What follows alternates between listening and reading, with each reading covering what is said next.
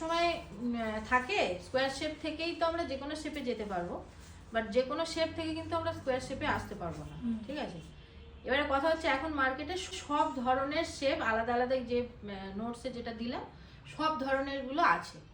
তো তোমরা ভাবতেই পারো যে আমরা তাহলে শেপটাই কিনে নেবো, শুধু শুধু কেন আমরা স্কোয়ার কিনে আবার করতে যাবো কেন কষ্ট করে, এটা ভাবতেই পারো। এখানে দুটো ব্যাপার আছে।